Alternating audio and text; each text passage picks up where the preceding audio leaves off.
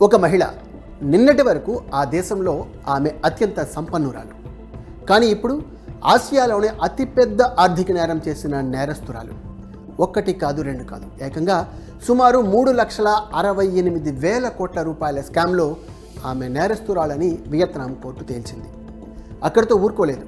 అవినీతిపై ఉక్కుపాదం మోపే న్యాయస్థానం ఏకంగా ఆమెకు మరణ శిక్షను విధిస్తూ తీర్పునిచ్చింది.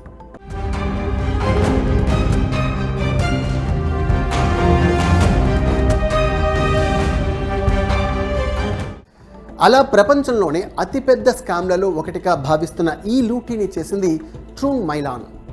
నిజానికి ఆమె తెలివితేటలు చూస్తే ఎంతటి ఆర్థిక నిపుణుడైనా కళ్ళు తేలయ్యక తప్పదు.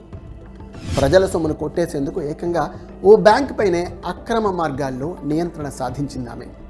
తప్పుడు రుణపత్రాలను సమర్పించడం, డబ్బు డ్రా చేసుకోవటం, ఈ రకంగా ఆ దేశ జీడిపిలో ఏకంగా 3% సమానమైన మొత్తాన్ని స్కామ్ చేసి దాదాపు బ్యాంక్ సొమ్ము మొత్తం మింగేసింది. కానీ కాలం కలిసి రాక నేరం బయటపడటంతో ఇప్పుడు అక్కడి న్యాయస్థానం ఆమెకు మరణ శిక్షను విధించింది.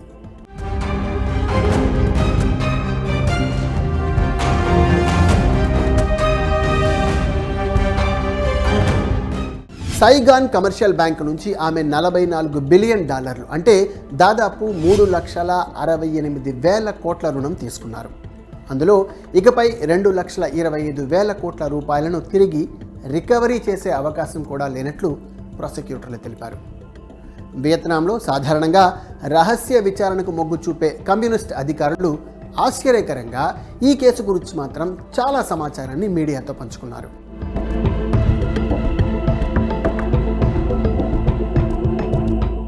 ఈ కేసు విచారణలో భాగంగా 2,700 మంది వాంగ్మూలాలు సేకరించారని, 10 మంది స్టేట్ ప్రాసిక్యూటర్లు, దాదాపు 200 మంది న్యాయవాదులు పాల్గొన్నారని అధికారులు చెప్పారు. ట్రూంగ్ మైలాన్తో పాటు మరో 85 మంది నిందితులు ఈ కేసులో విచారణను ఎదుర్కొన్నారు. అయితే అభియోగాలను వారు ఖండించారు. వియత్నాంలో కొన్నేళ్లుగా అవినీతిపై ప్రత్యేక దృష్టి పెట్టింది కమ్యూనిస్టు ప్రభుత్వం. ఆ కారణంగా ఇప్పటి వరకు 2 అధ్యక్షులు, 2 ఉప ప్రధానులు బలవంతంగా రాజీనామా చేయాల్సి వచ్చింది. 100 మంది అధికారులపై క్రమశిక్షణ చర్యలు తీసుకుని జైల్లో వేశారు. ఇప్పుడు వారి కోవలోకి దేశంలోని అత్యంత సంపన్న మహిళ ట్రూంగ్ మైలాన్ చేరారు.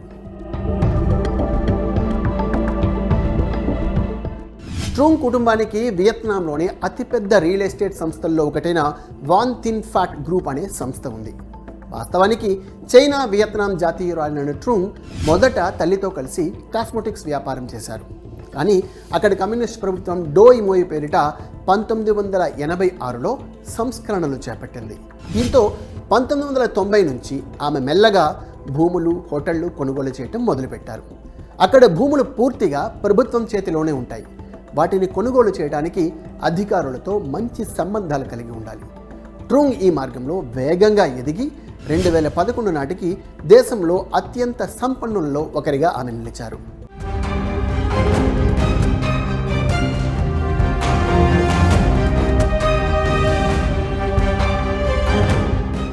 ఇక అక్కడి కమ్యూనిస్ట్ ప్రభుత్వ పెద్దల ఆశీస్సులు ఆమెకు పుష్కలంగా ఉన్నాయి.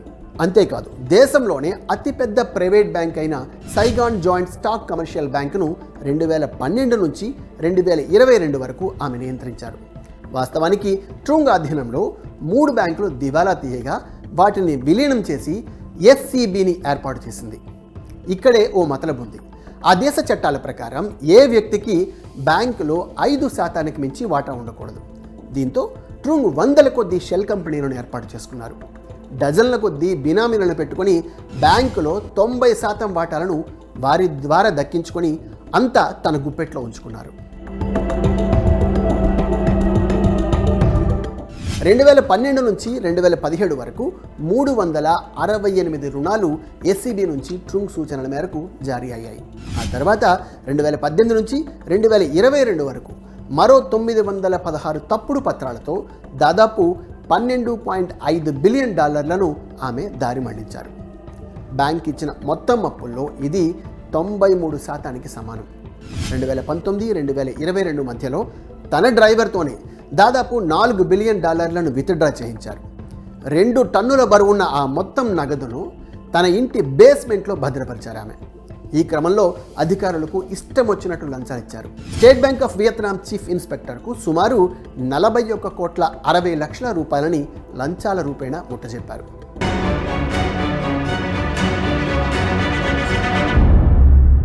2022లో జాతీయ స్థాయిలో అవినీతిపై ప్రభుత్వం చర్యలు తీసుకోవటం మొదలుపెట్టడంతో ఆమె కుంభకోణం బయటపడింది.